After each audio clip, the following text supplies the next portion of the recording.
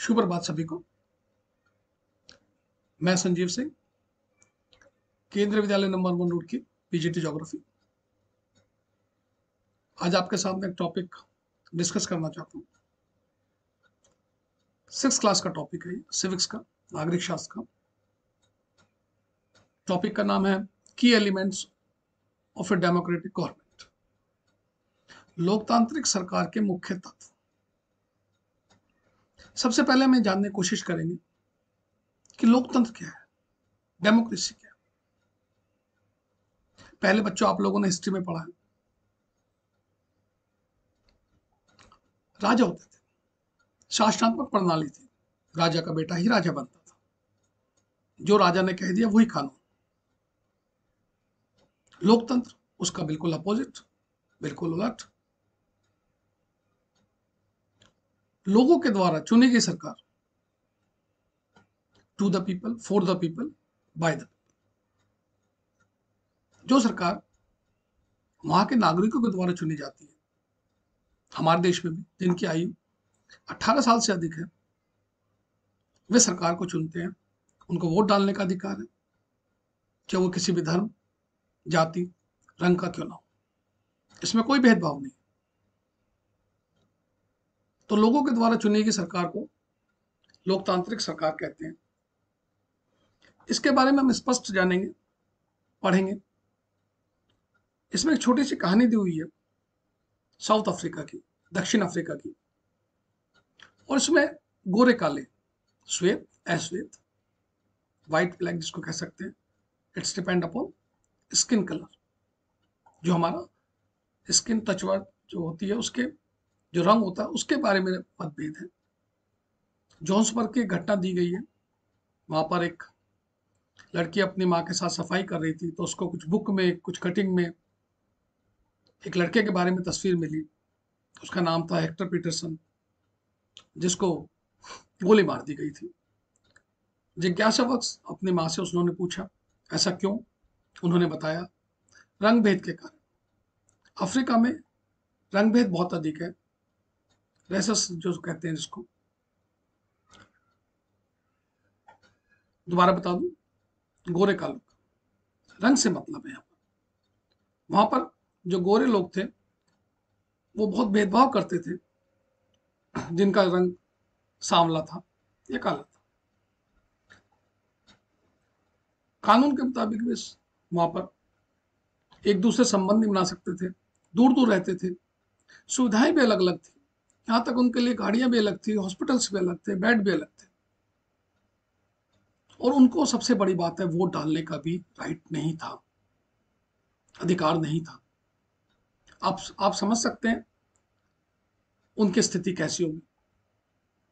Agriculture करने के लिए, खेती करने के लिए उनको सबसे घटिया जमीन दी जाती थी, जबकि श्वेत लोग अच्छी जमीन का इस्तेमाल करते थे। यही उनके साथ सबसे बड़ा भेदभाव था। वहीं का एक शहर की बात दी हुई है, जहां पर स्वेटो एक शहर, जहां पर अश्वेत लोग रहते थे। हेक्टर पीटरसन के बारे में बताया कि अफ्रीकन भाषा बोलते थे, और उन पर या अन्य विद्यार्थियों पर इस भाषा को सीखने पर जोर डाला जाता था।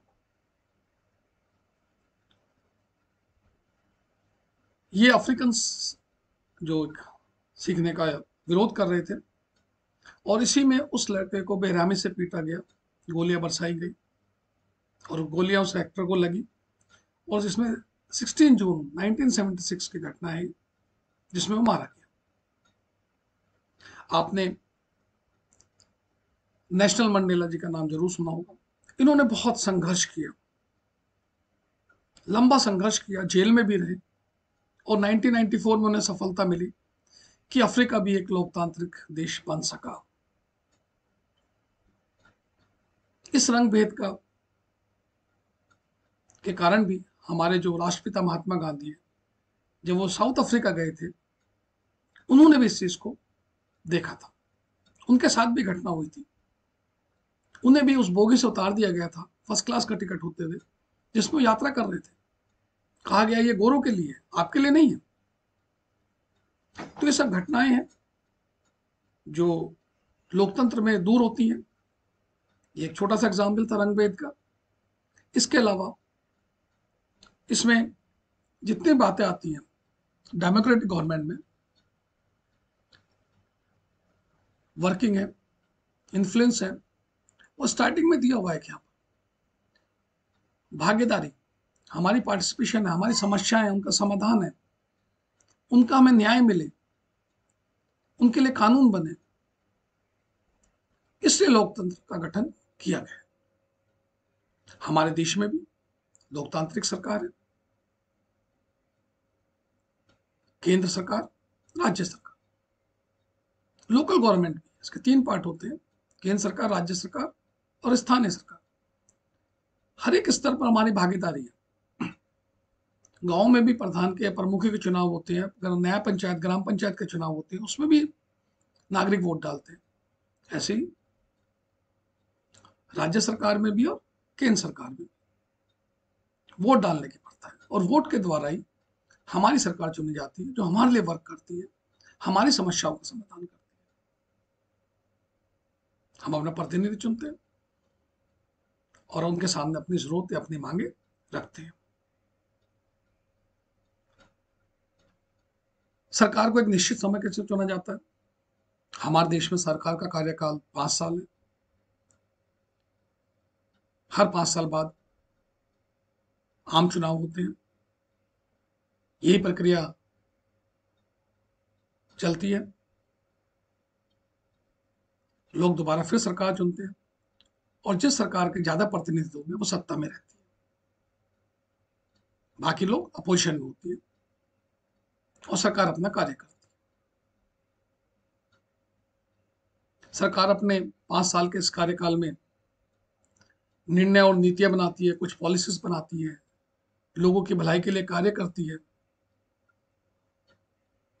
कहीं पर आपदा आ जाए, कोई संकट आ जाए, उसके लिए कार्य करती है। जैसे आप आज की तारीख में देख रहे हैं, कोविड-19 में हमारी केंद्र सरकार, राज्य सरकार, लोगों को सभी वो सहायता दी जा रही है जो उनको जरूरत में चाहिए। इसके अलावा एक शब्द और आता है, अगर हमें चीज नहीं मिलती है, सपोज करो, तो हम उसकी आलोचना भी कर सकते हैं। इसी में एक एग्जाम्पल दिया हुआ है, अगस्त 2005 का। सरकार ने बिजली का बिल बढ़ाया, लोगों ने उसका विरोध किया, जुलूस निकाले, सिग्नेचर अभियान चलाए।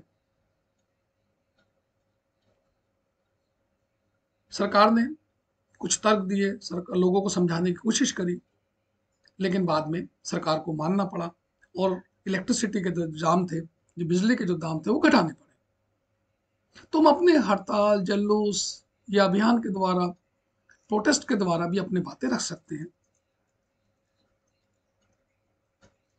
जो न्याय संगत नहीं लगती है। लेकिन प्रोटेस्ट, जुलूस निकालने का भी 2 तरीके हैं, एक शांतिपूर्ण तरीके से, और कई बार आप हिंसा का रूप भी देखते हैं। तो हमें शांतिपूर्ण तरीके से ही अपने आंदोलन को आगे चलाना चाहिए। इसी तरह लोगों के लिए सभी वर्गों को मौका मिलना चाहिए, सभी की भागीदारी होनी चाहिए। हमारे देश का संविधान में सब है, दलित है, आदिवासी है, अल्पसंख्यक है, उन सभी के लिए सभी सुविधाएं हैं। समय समय पर आंदोलन होते हैं, हिंसात्मक रूप भी लेते हैं। अगर हम देश के कार्य में अलर्ट रहेंगे, सजग रहेंगे, रुचि लेंगे, तो सरकार मजबूत होती है, कार्य भी अच्छे होते हैं। आपने देखा होगा, हम स्कूल में बच्चों के साथ कैंपेन निकालते हैं, जुलूस निकालते हैं, कभी वन संरक्षण पर, कभी जल बचाने पर, अन्य तरीके से। तो जहां से भी ये लोग जाते हैं, बच्चे जाते हैं, लोग देखते हैं क्यों निकाल रहे हैं, तो उससे कुछ इफेक्ट पड़ता है, फर्क पड़ता है, प्रभाव पड़ता है। आप भी अगर किसी जुलूस को देखेंगे तो आप पे भी प्रभाव पड़ेगा, इफेक्ट पड़ेगा, आप समझने की कोशिश करेंगे। और ये सब चीजें हमें किससे मिलती है? ये देखिए, इसमें लिखा, अखबार, पत्रिकाएं, टेलीविजन, मीडिया। आजकल का मीडिया बहुत तेज है, तकनीकी, हमारे पास टेक्नोलॉजी इतनी अच्छी है, हमें नेट के द्वारा सेकंडों की खबर मिल जाती है, हर जगह की हम न्यूज़ देख सकते हैं। तो मीडिया का बहुत बड़ा रोल है। हम ये सब देखते हैं, पढ़ते हैं, विवादों का समाधान भी होता है। अब हमारे देश में विवादों के समाधान के लिए कई बार क्या होता है, अलग अलग जाति धर्म क्षेत्र के मानने वाले लोग हैं, तालमेल नहीं बैठता है, तो सरकार का कर्तव्य है वो तालमेल बैठाए, विवादों का निपटारा करे।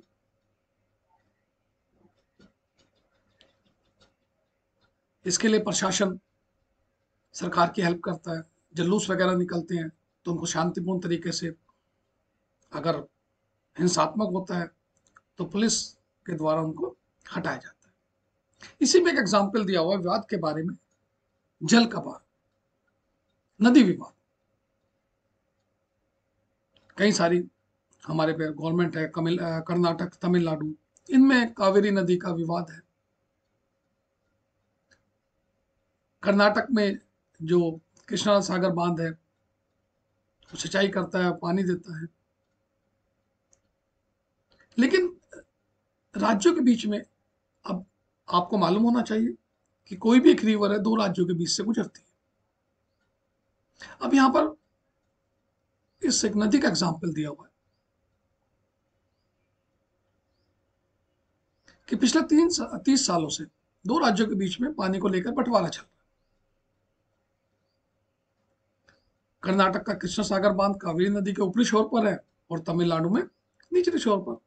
अब नीचे पानी तभी आएगा जब ऊपर वाले बांध से पानी छोड़ा जाएगा, तभी वहां के लोगों की जरूरतें पूरी हो पाएंगी तमिलनाडु की।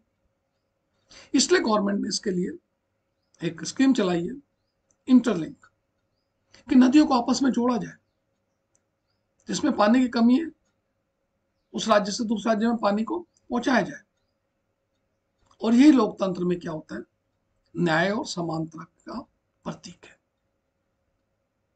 इसलिए हम न्याय और समानता को एक दूसरे से अलग नहीं कर सकते। अगर हमारे में इक्वलिटी होगी, समानता का अधिकार होगा, तभी न्याय की बात कर सकते हैं। नहीं तो गोरों और कालों की तरह अगर नियम होंगे तो गोरों के लिए अलग, कालों के लिए अलग, जैसे हमने ऊपर पढ़ा है।